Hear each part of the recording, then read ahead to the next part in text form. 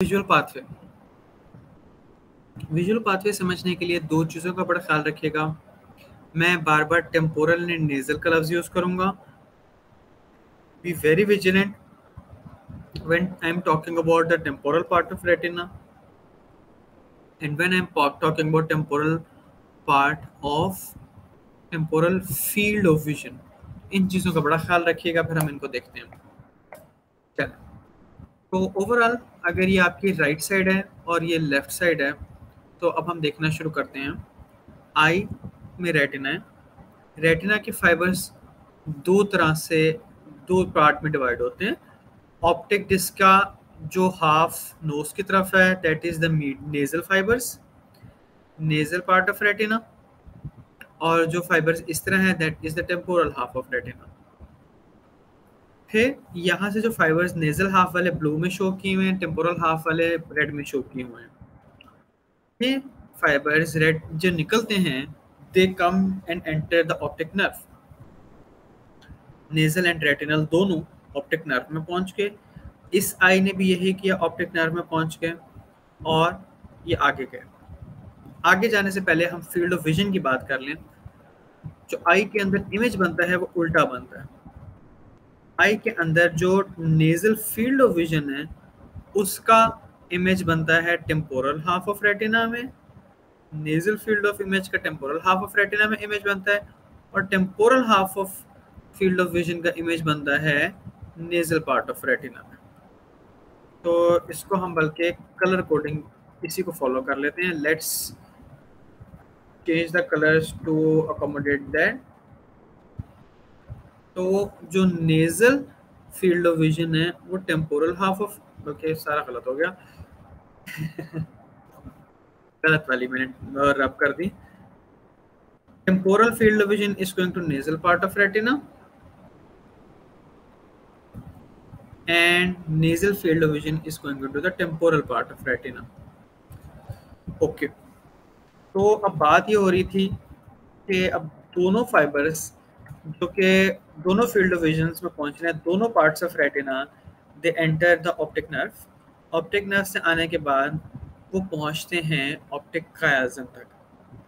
अब यहाँ ये चीज़ ध्यान रखनी है कि अब आप कलर कोडिंग को फॉलो करें। द फाइबर्स जो कि टेम्पोरल पार्ट ऑफ रेटिना से आए हैं वो बगैर क्रॉस की ऑप्टिक ट्रैक में चले जाएंगे, और द फाइबर्स जो कि नेजल पार्ट ऑफ रेटिना से आए हैं वो मिडलाइन क्रॉस करेगा एंड ऑपोजिट ऑप्टिक ट्रैक में जाएगा। अब इसी बात को मैं रिपीट कर रहा हूँ in the language of field of vision.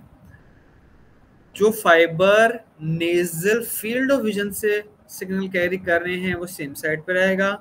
जो fibre temporal field of vision से सिग्नल कैरी कर रहे हैं वो मिडलाइन क्रॉस करेगा। अब यहाँ आने के बाद जो ये स्ट्रक्चर है that is known as optic tract. अब ये ऑप्टिक ट्रैक है। ऑप्टिक ट्रैक के अंदर अब कौन कौन से फाइबर हैं? अब किसी भी आप ऑप्टिक ट्रैक को देख लें, इस वाले को अगर हम देख लें, अब जो ब्लू वाले फाइबर्स हैं they are coming from contralateral side। जो हम ऐसे करते हैं, जो रेड वाले फाइबर्स हैं they are coming from ipsilateral side, और जो ब्लू वाले फाइबर्स हैं they are coming from contralateral side। ऐसे ही तो ब्लू वाले फाइबर्स कॉन्ट्रालेटरल साइड से आ रहे हैं और रेड वाले फाइबर्स इप्सिलेटरल से आ रहे हैं।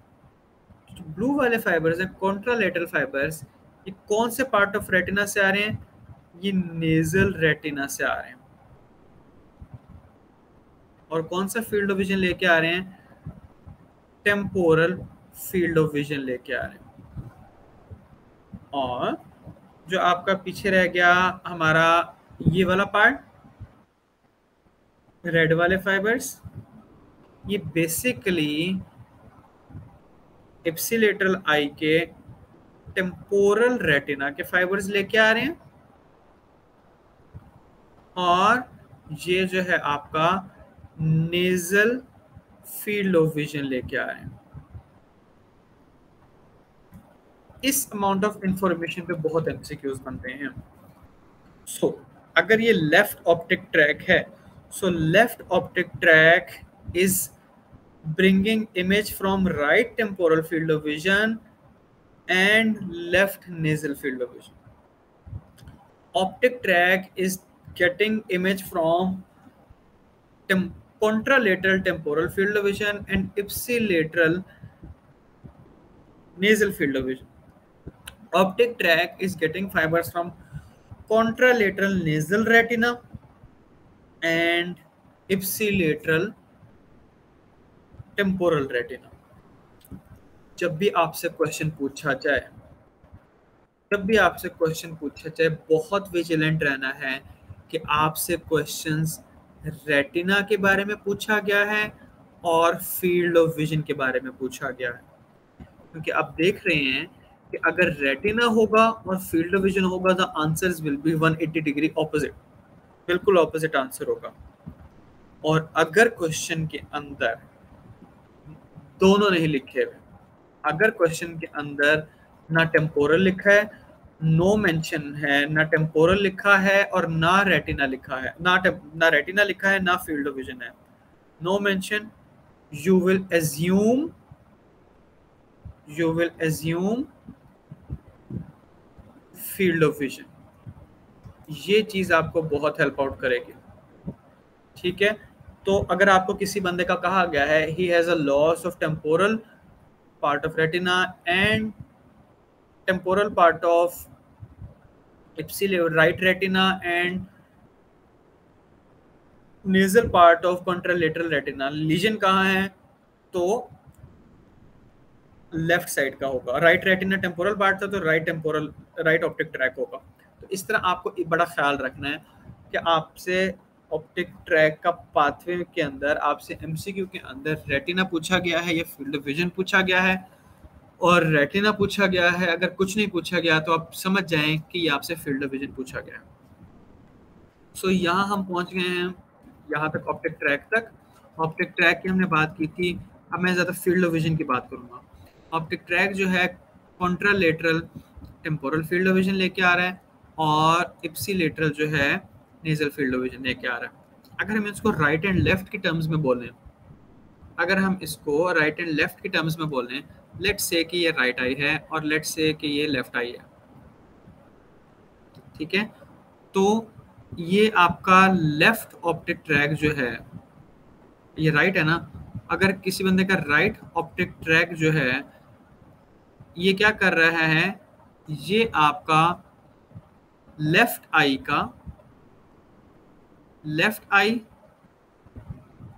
राइट आई, इसका लेफ्ट आई का नेजल फील्ड ऑफ विजन था, राइट हाफ हो गया और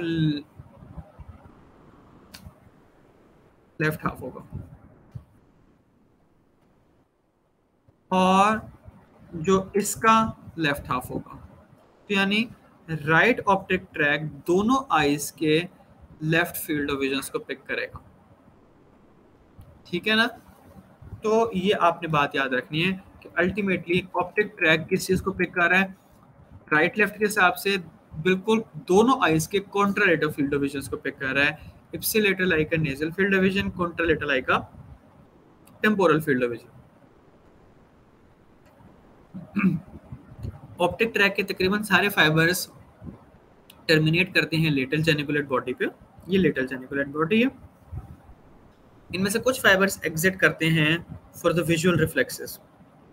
प्रीटेक्टल न्यूक्लियस में जाते हैं उसके लिए लाइट रिफ्लेक्स के लिए, सुपीरियर कॉलिकुलस में जाते हैं कुछ स्पाइनल रिफ्लेक्सेस के लिए, और कुछ जो स्लीप लाइक डार्क साइकिल के लिए कुछ ना कुछ फाइबर साइड पे होते हैं. सो ये यहाँ अलग हो गए, सुपीरियर ब्रेकियम से होते हुए सुपीरियर कॉलिकुलस तक पहुँच गए. इनको हमने साइड पे किया. लेटरल जेनिकुलेट बॉडी से जो फाइबर्स निकले इनको हमने कहा ऑप्टिक रेडिएशन. सो ऑप्टिक रेडिएशंस का भी वही रोल होगा.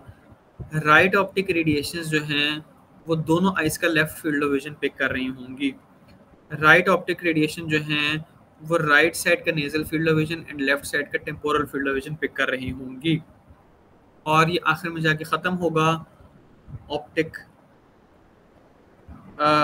रीजन के अंदर, प्राइमरी विजुअल एरिया के अंदर, और सेम साइड का प्राइमरी विजुअल एरिया उसी तरह ही ऑपोजिट साइड के दोनों फील्ड ऑफ विजन पिक कर रहा है।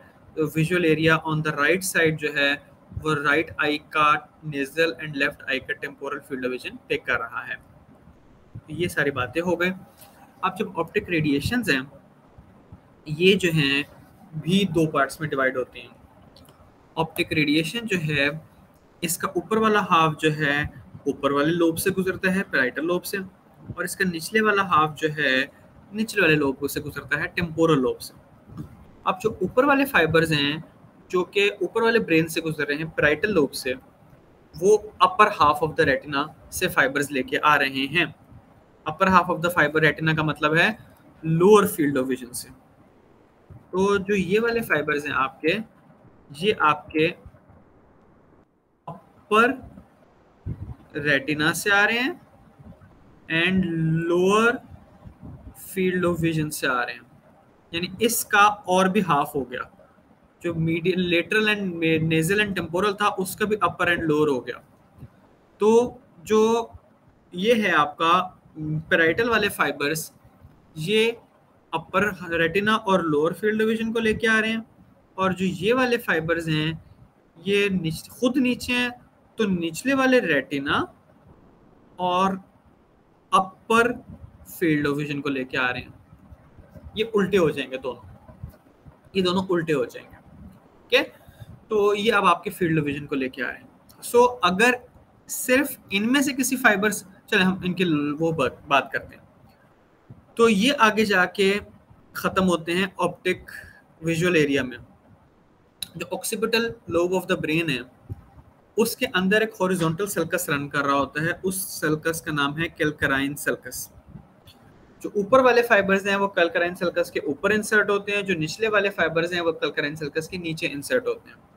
तो जो ऊपर वाले फाइबर्स हैं वो ऊपर वाले पार्ट में इंसर्ट होते हैं जिसको आप कहते हैं क्यूनियस, एंड निचले वाले फाइबर्स निचले वाले लोब में इंसर्ट होते हैं, that is called lingual gyrus. ठीक है, तो ये कुछ आपकी विजुअल पाथवे की चीजें थी। अब हम देखते हैं इनके अंदर मसले मसाइल कैसे हो सकते हैं। अब वन बाय वन देखते हैं। सबसे पहले ऑप्टिक नर्व, किसी ट्यूमर के अंदर डैमेज हो जाए, ये मोस्ट कॉमन जो इसकी कॉज है वो ऑप्टिक न्यूराइटिस खासतौर पे मल्टीपल स्क्लेरोसिस में हो जाता होता है। मल्टीपल स्क्लेरोसिस में किसी बंदे की ऑप्टिक नर्व डैमेज हो गई। अब यहाँ जो आपको डिफेक्ट्स दिखाए जाएंगे, ये फील्ड ऑफ विजन के बताए जाएंगे, और मैं सारी बातें फील्ड ऑफ विजन के टर्म्स में करूँगा। तो जो इसके अंदर ऑप्टिक नर्व है वो जो डैमेज हो जाती है, वो अगर लेट्स से कि मल्टीपल स्क्लेरोसिस की वजह से डैमेज हो, उसके डैमेज होने की वजह से ऑप्शन नंबर 1 ये आपका खराब हो गया, तो इसकी वजह से एक आई की कंप्लीट ब्लाइंडनेस चली जाएगी। That would be called anopia of the eye. This is pathology number 1। Pathology number 2, जो ऑप्टिक काइज़म था उसके दोनों साइडों पे कैवर्नस साइनस था और इंटरनल कैरोटिड आर्टरी थी। इस जगह पे जो दो चीजें थी, कैवर्नस साइनस था जो ड्यूरल साइनसिस का पार्ट है, न्यूरोनेट में पढ़ेंगे, और इसके अंदर से गुजरती इंटरनल कैरोटिड आर्टरी। तो अगर किसी वजह से इंटरनल कैरोटिड आर्टरी का एन्यूरिज्म हो या कैवर्नस साइनस थ्रोम्बोसिस हो जाए, तो इस केस के अंदर जो ऑप्टिक काइज़म है उसको साइड से प्रेशर पड़ता है, तो जिस साइड से प्रेशर पड़े उस साइड के वो रेड वाले फाइबर्स खराब हो जाते हैं। और रेड वाले फाइबर्स कौन से थे? From the temporal part of retina, the fibres carrying the nasal field of vision from the ipsilateral eye. So इसके अंदर क्या होगा, अब यहाँ मैं अपना ये अब लेफ्ट आई है और ये राइट आई है, मैं जो खुद आपको पहले पढ़ाया था मैंने उल्टा पढ़ाया था इस तस्वीर के मुताबिक। तो लेफ्ट आई के हिसाब से अब जिस साइड का एन्यूरिज्म होगा उसी साइड के उसी आई का नेजल फील्ड ऑफ विजन चला जाएगा। तो वो जो फील्ड ऑफ विजन है वो अब आपका क्या होगा, left nasal half field of vision gone, left nasal hemianopia, half blindness. This is second case. अब आगे हेमी एनोपिया से पहले अब दो लफ्ज आएंगे, हेट्रोनिमस या होमोनिमस। जो हेट्रो, तो जो आपको हेट्रो या होमो का लफ्ज है, ये टेम्पोरल एंड नेजल की वजह से नहीं है। अब दो आइज का जो होगा, अब दो आइज का अगर राइट लेफ्ट सेम है, ये राइट लेफ्ट की बेसिस पे है, अगर राइट लेफ्ट जो है सेम है तो आप उसको कहेंगे होमोनिमस। अगर राइट लेफ्ट इसका ऑपोजिट है तो आप कहेंगे हेट्रोनिमस। We will not be naming hetero and homo on the basis of nasal temporal. हम इसकी बेसिस पे नहीं करेंगे, हम इसको राइट एंड लेफ्ट की बेसिस पे करेंगे, हेट्रोनिमस एंड होमोनिमस। अब देखते हैं कि अब ये नेक्स्ट सिचुएशन 3 क्या है। ऑप्टिक काइज़म एनाटॉमिकली स्पीकिंग बिल्कुल जो है किस जगह से गुजर रहा था, ऑप्टिक काइज़म के बिल्कुल नीचे पिट्यूटरी ग्लैंड पड़ा है। पिट्यूटरी ग्लैंड का जो ट्यूमर होता है, it expands up and it attacks the optic chiasm from below. Optic chiasm को नीचे से अटैक करता है पिट्यूटरी ग्लैंड का ट्यूमर। तो पिट्यूटरी एडिनोमा नीचे से ऊपर आते हुए ऑप्टिक काइज़म को दरमियान से काट देता है, वो दरमियान से इंटरप्ट कर देता है। तो जो क्रॉसिंग फाइबर्स थे, फाइबर्स क्रॉस कौन कर रहे थे, from the nasal part of the retina और from the temporal field of vision. तो दोनों आईज के टेम्पोरल फील्ड ऑफ विजन के फाइबर्स डैमेज हो जाएंगे। अब दोनों आईज का मसला हुआ है, अब दोनों आईज का राइट लेफ्ट उल्टा है। अगर ये राइट था, right field of vision, left field of vision, right field of vision, left field of vision. एक आई का राइट फील्ड ऑफ विजन गया, एक आई का लेफ्ट फील्ड ऑफ विजन गया, बोथ आईज का टेम्पोरल फील्ड ऑफ विजन गया, both eyes का temporal गया, बोथ आईज का गया बाय, दोनों का टेम्पोरल फील्ड ऑफ विजन गया टेम्पोरल, राइट लेफ्ट दोनों का उल्टा है, हेट्रोनिमस, दोनों आईज के अंदर हाफ फील्ड ऑफ विजन गया, hemianopia, bitemporal heteronymous hemianopia. Next situation number 4, optic tract damage हो जाए। आमतौर पे ऑप्टिक ट्रैक डैमेज होता है, यहाँ से गुजर रही होती है पोस्टीरियर कम्युनिकेटिंग आर्टरी, यहाँ से पोस्टीरियर कम्युनिकेटिंग आर्टरी गुजर रही होती है, उसका एन्यूरिज्म हो जाए, पोस्टीरियर कम्युनिकेटिंग आर्टरी का एन्यूरिज्म हो जाए, इसका खास तौर पे वस्कुलर मसला और या कोई और इसको ऑक्लूजन हो जाए, किसी भी वजह से आपका ये ख़राब हो जाए ऑप्टिक ट्रैक। इसमें बहुत एमसीक्यू आते हैं। ऑप्टिक ट्रैक अगर यहाँ लेफ्ट साइड है ना, तो अगर ये लेफ्ट है और ये राइट है, ऑप्टिक ट्रैक अगर लेफ्ट साइड पे डैमेज हो जाए, देन व्हाट, देन क्या होगा, पहले रेटिना के देखते हैं। लेफ्ट साइड के टेम्पोरल पार्ट ऑफ रेटिना खराब होगा और राइट साइड का, फॉलो करें, नेजल पार्ट ऑफ रेटिना खराब होगा, ऐसे।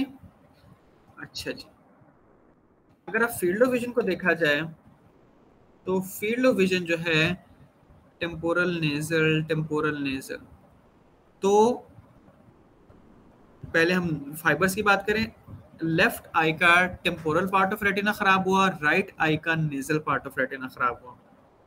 अगर फील्ड ऑफ विजन की बात की जाए तो लेफ्ट आई का नेजल पार्ट ऑफ वो खराब हुआ और राइट आई का, मैं यहाँ गलती की है, यहाँ गलती की है, और राइट आई का टेम्पोरल फील्ड ऑफ विजन खराब हो गया। ठीक हो गया। तो ये एमसीक्यू ऐसा चाहता होता है कि लेफ्ट ऑप्टिक ट्रैक डैमेज होने की वजह से कौन से फील्ड ऑफ विजन खराब होंगे, right nasal, left optic track की वजह से right temporal and left nasal field of vision खराब होंगे। रेटिना के हिसाब से भी यही सवाल पूछा जाता है। ऑप्टिक ट्रैक डैमेज होने की वजह से right temporal and left nasal field of vision खराब होंगे। ठीक है, अच्छा अब इसी को हम राइट लेफ्ट के हिसाब से भी देखते हैं। ये राइट था, ये लेफ्ट था, ये लेफ्ट था, ये राइट था।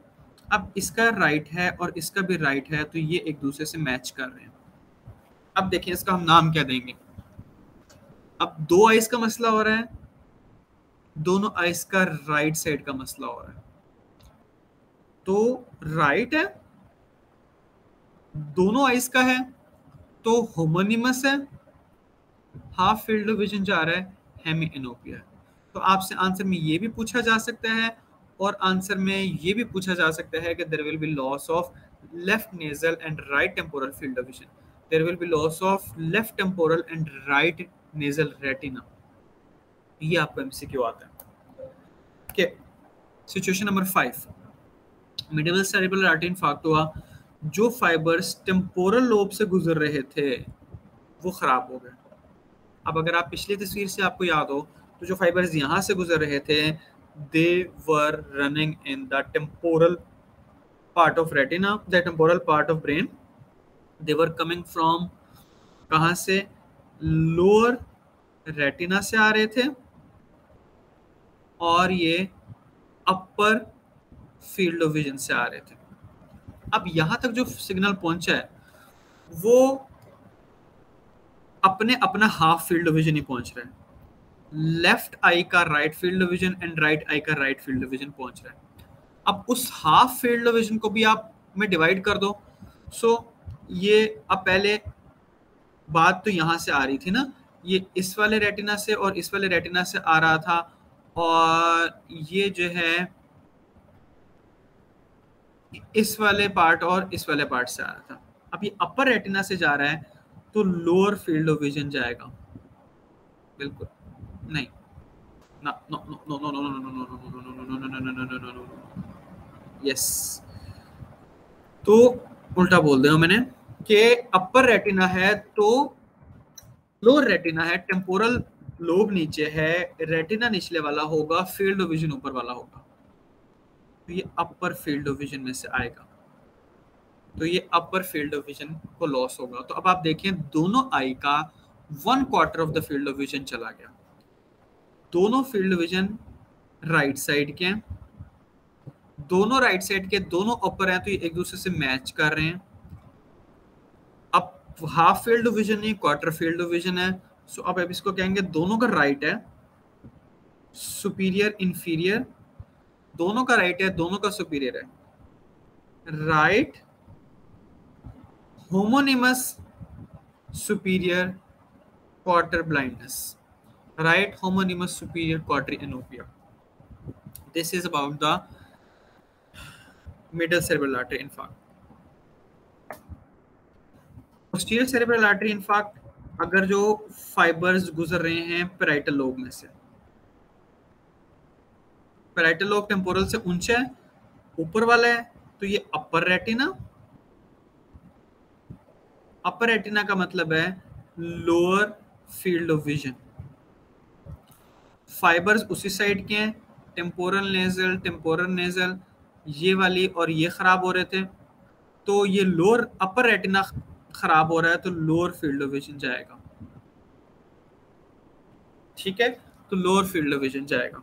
तो इसका नाम किस तरह होगा, left right superior inferior, left right superior inferior. तो इसका नाम बनेगा, दोनों राइट साइड पे हैं, राइट दोनों एक जैसे हैं, होमोनिमस, दोनों नीचे हैं, इंफीरियर, क्वार्टर फील्ड विजन जा रहा है, quadri anopia. Right homonymous inferior quadri anopia. नाम लिखने में कभी कभार right inferior homonymous quadri anopia भी कह दें तब भी फाइन है।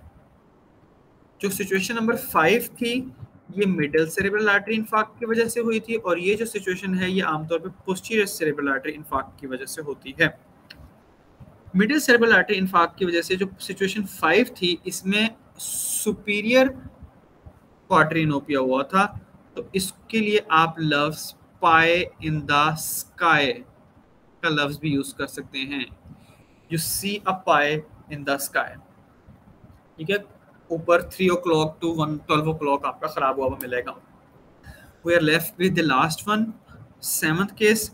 इसके अंदर posterior cerebral artery infarct हुआ। अच्छा, अब जो सुपीरियर जो रेटिना सारा आ रहा है, मैक्यूला के जो फाइबर्स थे, जो शार्पेस्ट इमेज वाला फोविया सेंट्रालिस वाले फाइबर्स थे, ब्रेन में जिस जगह पे जा रहा है उसको ब्रेन में भी बड़ा प्रोटोकॉल मिलता है। The part which is receiving the image of from the sharpest vision, वो आपका दोनों तरफ से ब्लड सप्लाई ले रहा है, उसको पोस्टीरियर सेरेब्रल आर्टरी के अलावा कोलेटरल ब्लड सप्लाई मिल रही है मिडल सेरेब्रल आर्टरी से। तो in case of 7, if there is a posterior cerebral artery infarct, उसी तरह ही दोनों लेफ्ट साइड का नेजल फाइबर्स, राइट साइड के टेम्पोरल फाइबर्स, लेफ्ट साइड के नेजल रेटिना, लेफ्ट साइड का टेम्पोरल रेटिना, राइट साइड का नेजल रेटिना खराब होगा, और इसी तरह ही लेफ्ट साइड का नेजल फील्ड ऑफ विजन और राइट साइड का टेम्पोरल फील्ड ऑफ विजन खराब होगा। बट साहब क्या है कि इतना एरिया बच जाएगा, इतना एरिया बच जाएगा, जो एरिया मैक्यूला का सिग्नल रिसीव कर रहा है वो बच जाएगा। So it will be with macula sparing, it will be with macula sparing. ठीक है, तो नाम क्या होगा? वही right homonymous hemianopia with macula sparing. हाँ, इस चीज को, ये वाला असूल सिर्फ पोस्टीरियर सेरेब्रल आर्टरी इन्फार्क्ट पे लगेगा। अगर पोस्टीरियर सेरेब्रल आर्टरी ठीक है और बंदे को एक्चुअली पीछे से चोट लगी है और you have actually physically destroyed the posterior pole of the brain, फिर कोई तमीज नहीं रहेगी मैक्यूला और नॉट मैक्यूला की, फिर आपको खराब होगा। एक और सिचुएशन जो थोड़ी आपको तंग करती है, सिचुएशन 4 और सिचुएशन 5+6, इनमें क्या फर्क है? दोनों के अंदर सेम पार्ट्स खराब हो रहे हैं, दोनों के अंदर सेम फील्ड ऑफ विजन खराब हो रहे हैं। Both have ipsilateral nasal field of vision loss and contralateral temporal field of vision loss. फर्क कहाँ है? फर्क है इन फाइबर्स का जो कि निकल के साइड पे जा रहे हैं।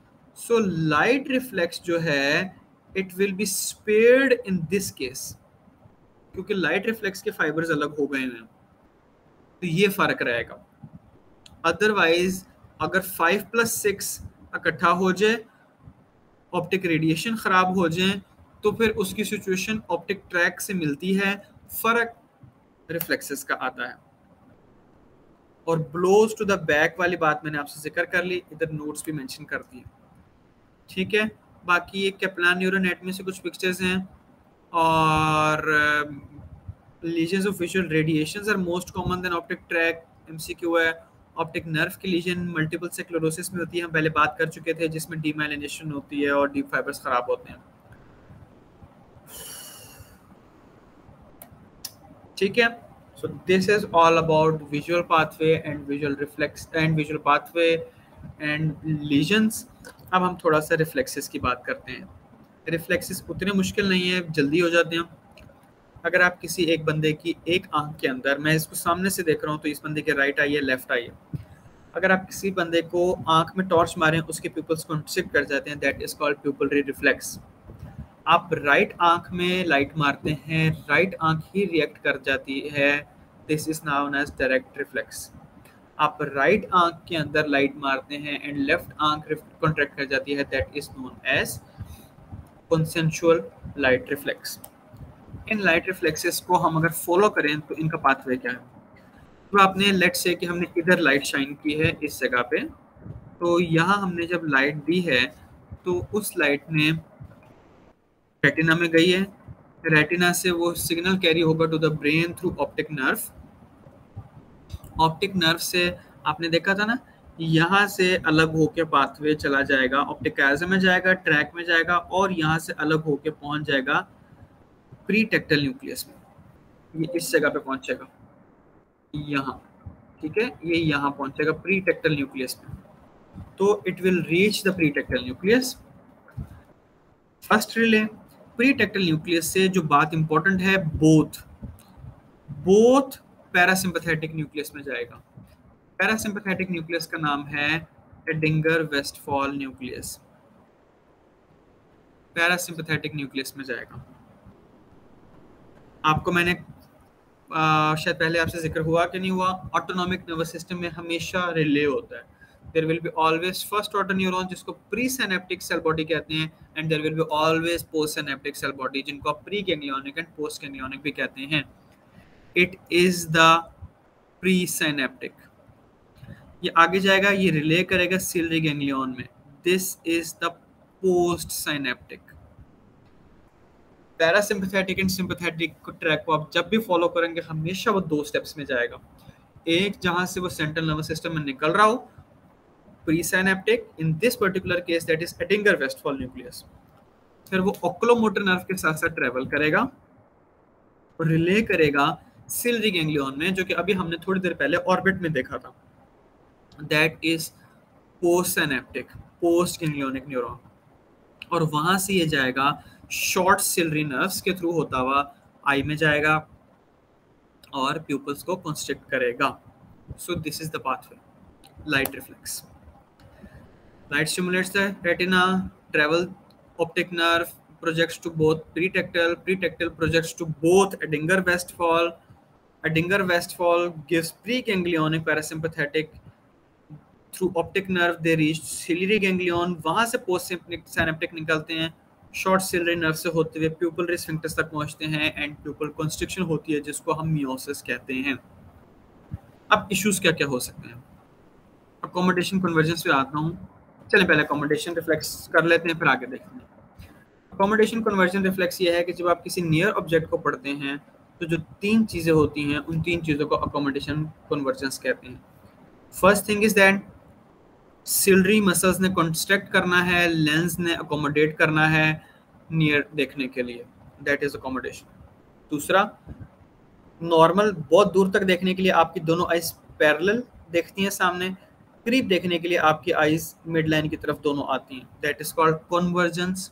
और तीसरी चीज़ है कि प्यूपल्स ने कंस्ट्रक्ट होकर छोटे होना होता है। तो ये 3 रिएक्शंस हैं होने। कैसे होता है? सबसे पहले जब आपने कुछ चीज़ देखनी होती है, पहले पाथवेज लीजन्स को छोड़ें, सबसे पहले देखें जब आपने किसी चीज़ को फोकस करना है, इमेज रेटिना पे बना, सारे विजुअल पाथवे से होता हुआ यहाँ पहुंचा विजुअल कॉर्टेक्स में, विजुअल कॉर्टेक्स पहुंच गया। विजुअल कॉर्टेक्स में पता चला कि इमेज ब्लर है, फोकसिंग की ज़रूरत है। फोकसिंग के लिए सिग्नल उसने इधर भेजा और वो सिग्नल गया all the way to the frontal eye field. Frontal lobe के अंदर एक जगह है जिसका नाम है frontal eye field. Frontal eye field से सिग्नल नीचे आया and it goes to the brain stem. और जो इम्पोर्टेंट बात है ये देखें, it is going directly to the oculomotor nucleus, Edinger Westphal nucleus, parasympathetic nucleus. Pretectal nucleus is bypassed. ये बहुत इंपॉर्टेंट पॉइंट है। प्रीटेक्टल न्यूक्लियस बाईपास हो गया। प्रीटेक्टल न्यूक्लियस को अकोमोडेशन ने नहीं पूछा, ठीक है। यहां से फिर वही कहानी है, यहां से पैरासिम्पथेटिक फाइबर से जाएगा, वो जाके ओकुलोमोटर के साथ ट्रेवल करके सिलरी गैंग्लियन में रिले करके सिलरी गैंग्लियन को करेगा। इसी का दूसरा कंपोनेंट ये है कि जो फ्रंटल आई फील्ड से जो सिग्नल निकले थे वो सिर्फ सिलरी गैंग्लियन तक नहीं गए थे, उन्होंने motor nucleus of the oculomotor nerve को भी हिट किया था, मेन मोटर न्यूक्लियस को। और वहां से जो फाइबर्स गए थे उन्होंने जाके मीडियल रेक्टस मसल को किया था, जिसकी वजह से आई कॉन्स्ट्रिक्ट हुई थी। 2 चीजें हो गई, अकोमोडेशन, कन्वर्जेंस, पीछे रह गया प्यूपल रिकंस्ट्रक्शन। जब सिलरी गैंग्लियन, जब आपका पैरासिम्पथेटिक सिग्नल एक्टिव हो गया था और सिलरी गैंग्लियन के थ्रू फाइबर जा रहे थे, तो दोनों पैरासिम्पथेटिक काम होंगे and they will include the pupil reconstruction also. So these things happen: accommodation, convergence, pupil reconstruction. The important thing is that pretectal is bypassed. ये बड़ी इंपॉर्टेंट बात है, ठीक है। चल, अब एडिंगर वेस्टफॉल न्यूक्लियस अगर आइसोलेटेडली खराब हो जाए किसी भी वजह से, एडिंगर वेस्टफॉल न्यूक्लियस को आपने पकड़ के चुन के खराब कर दिया, तो पैरासिम्पथेटिक आउटफ्लो निकलेगा ही नहीं। बला से पीछे से क्या सिग्नल आ रहा है, पिछला सारा सिस्टम ठीक खड़ा है, पीछे से सिग्नल उसको कह रहा है कि पैरासिम्पैथेटिक आउटफ्लो दो, तो पैरासिम्पैथेटिक सिग्नल नहीं जा रहा, एडिंगर वेस्टफॉल नहीं जा रहा, तो क्या होगा कि पैरासिम्पैथेटिक के जो दो फंक्शंस थे प्यूपिल कॉन्स्ट्रिक्शन के, that was through sphincter pupillary muscle, और दूसरा जो फंक्शन था अकोमोडेशन का, दोनों फंक्शन नहीं होंगे, दोनों फंक्शन नहीं होंगे। ना तो वो लाइट रिफ्लेक्स के जवाब में, ना वो अकोमोडेशन रिफ्लेक्स के जवाब में, क्योंकि पीछे से सारा सर्किट चल भी रहा हो, इफरेंट लिम्ब आउटपुट लिम्ब तो काम ही नहीं कर रही, so there will be loss of both light and accommodation reflex for that side। जिस साइड का एडिंगर वेस्टफॉल न्यूक्लियस होगा उसी साइड का मसला होगा, ये भी बात याद रखनी है, क्योंकि एडिंगर वेस्टफॉल के बाद कोई मिडलाइन क्रॉसिंग नहीं हुई थी। हाँ, कंसेंशुअल लाइट रिफ्लेक्स ओके रहेगा, क्योंकि जब इस सिग्नल की इस लाइट के अंदर आपने लाइट दी थी तो वो यहां से जाके प्री टेक्टल में गई, और उसने जब इधर तो उसने रिस्पॉन्स किया नहीं, वो इधर से जाके इस आई को कर सकती है, तो कंसेंशुअल लाइट रिफ्लेक्स उस आई का ठीक रहेगा जिस आई का एडिंगर वेस्टफॉल खराब हुआ था, क्योंकि उसका सेंसरी कंपोनेंट डैमेज नहीं हुआ। प्री टेक्टल न्यूक्लियस इस बंदे में डैमेज हो, तो प्री टेक्टल न्यूक्लियस में डैमेज हो तो लाइट रिफ्लेक्स को खराबी आती है, अकोमोडेशन की नहीं आती। इस बंदे को जब आप इस आंख में लाइट डालेंगे, सिग्नल यहां से आके यहां आके आगे नहीं जाएगा, तो अगर इस आई में आपने लाइट दी है तो ना इधर रिस्पॉन्स आएगा,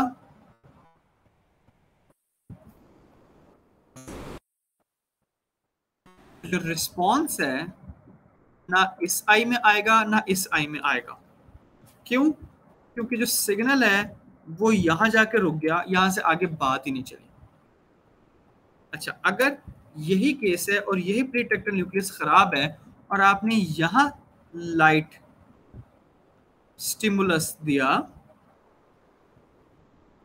तो सिग्नल बिल्कुल ठीक जाएगा, यहां पहुंचेगा, सही वाले प्री टेक्टल न्यूक्लियस में पहुंचेगा, इससे दोनों सही वाले एडिंगर वेस्टफॉल न्यूक्लियस में जाएगा, और there will be response in both eyes. यहां भी ठीक होगा, यहां भी ठीक होगा। There will be direct and indirect reflex. लेकिन आमतौर पे चीजें इतनी सिंपल होती नहीं है। आमतौर पे जो प्री टेक्टल न्यूक्लियस का जो डैमेज है वो इकट्ठा होता है, आमतौर पे प्री टेक्टल न्यूक्लियस का डैमेज इकट्ठा होता है, और ये होता है न्यूरोसिफिलिस के अंदर, PHILIS।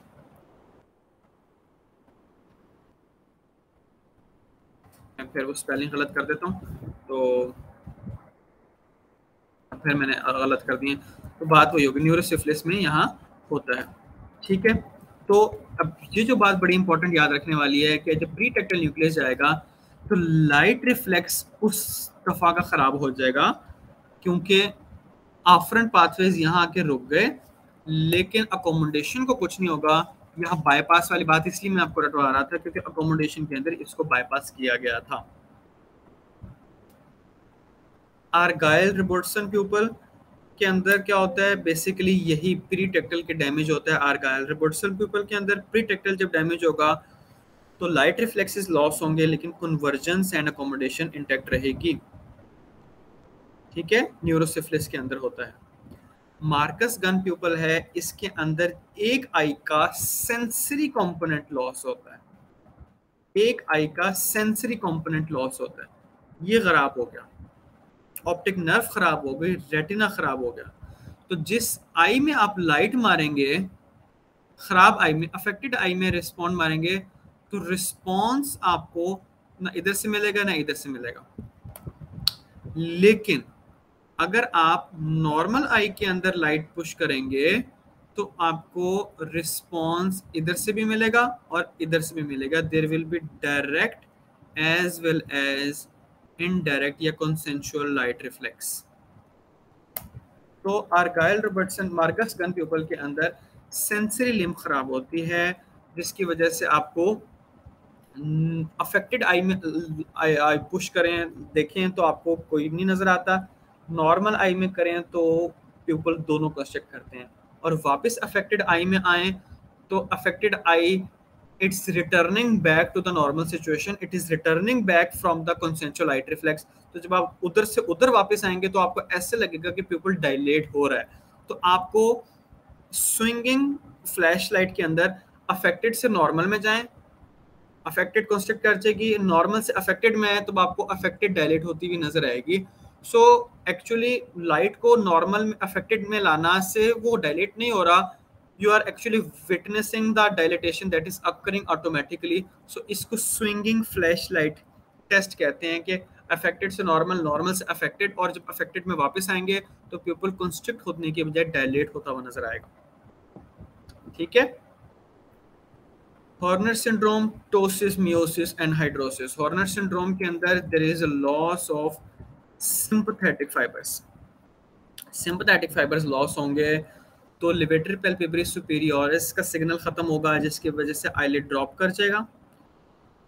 डायलेटरी प्यूपिलरी का सिग्नल खराब होगा, जिसकी वजह से प्यूपिल कॉन्स्ट्रिक्ट कर जाएगा। और फ्लोर ऑफ द ऑर्बिट का एक मसल है, इंफीरियर ऑर्बिटल फिशर में पड़ा होता है ऑर्बिटैलिस, उसका मैंने जिक्र नहीं किया, वो सिंपैथेटिक सप्लाई से सप्लाई हो रहा होता है, वो पैरालाइज हो जाता है, जिसकी वजह से इनऑफ्थल्मोसिस हो जाता है। और जो हाफ ऑफ द फेस है जिसकी स्वेटिंग खत्म हो जाती है, तो that will lead in hemianhidrosis. Then there is AD's pupil. There is a problem in the ciliary ganglion जो रास्ते में था। इसका काफी हद तक मिलता जुलता सिचुएशन है आर्गाइल रॉबर्टसन प्यूपल से, कि there is poor response to light reflex and there is a better response to accommodation. I am sorry to use the dirty language ahead of time, you may press your fingers in your ears. इसको थोड़ा सा वो prostitutes people भी कहते हैं, accommodates but does not react। ठीक है। फिर है ट्रांसटेंटोरियल हर्निएशन, अंकल हर्निएशन। अगर CSF प्रेशर बहुत ज़्यादा हो जाए, अगर किसी बंदे का CSF प्रेशर ज़्यादा था, आपने स्पाइनल टैप कर दिया, ब्रेन एकदम से नीचे फोरामेन मैग्नम के थ्रू गुजरेगा, ब्रेन फोरामेन मैग्नम से निकलने की कोशिश करेगा तो ऑप्टिक नर्व जो है, सॉरी ओक्यूलोमोटर नर्व जो है वो कंप्रेस होती है, वो टेंटोरियम सेरिबेलाई के अगेंस्ट, नॉच के अगेंस्ट, फ्री मार्जिन के अगेंस्ट पुश होती है। तो जो वो खराब होती है, then there is oculomotor nerve palsy. उसमें क्या होगा, अकोमोडेशन जाएगी, डायलेटेशन हो जाएगी क्योंकि कंस्ट्रक्शन खत्म हो गई है, और आई मीडियल नहीं देख सकते, ऊपर नहीं देख सकते, so there will be downwards, ऊपर नहीं देख सकते तो डाउनवर्ड्स एंड आउटवर्ड्स आई चली जाएगी। ठीक है। और लिवेटर पैल्पेब्री सुपीरियोरिस की वजह से टोसिस हो जाएगा।